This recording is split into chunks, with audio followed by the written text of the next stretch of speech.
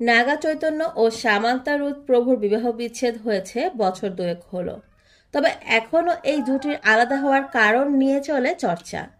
গণমাধ্যমকারীরা তাদের কাছে পেলে বিষয়টি নিয়ে প্রশ্ন করতে ছাড়েন না। তবে যত প্রশ্ন ধেয়ে আসুক না কেন, এতদিন মুখ খোলেননি নাগা। ভেবেছিলেন চুপ থাকলে ধীরে ধীরে এটা চাপা পড়ে যাবে, কিন্তু তা আর হচ্ছে না।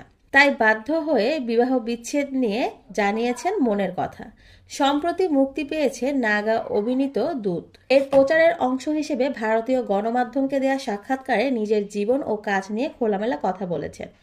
আলোচনায় উঠে আসে সামান্তা প্রসঙ্গ। নাগা বলেন, আমি চাই আমার ব্যক্তিগত জীবন নয়, বরং আলোচনা হোক আমার কাজ নিয়ে।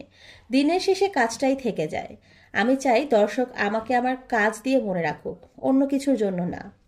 কথার মধ্যে সামান্তার নাম মুখে আনেননি নাগা, তবে কৌশলে নিজের অবস্থানের কথা বুঝিয়ে দিলেন অভিনেতা। 4 বছরের দাম্পত্য ছিল নাগা চৈতন্য ও সামান্তা রুথ প্রভুর। এর আগে একটা লম্বা সময় একসঙ্গে বসবাস করেছেন তারা, কিন্তু 2017 সালে বিয়ের পরে যেন বাড়তে থাকে জটিলতা।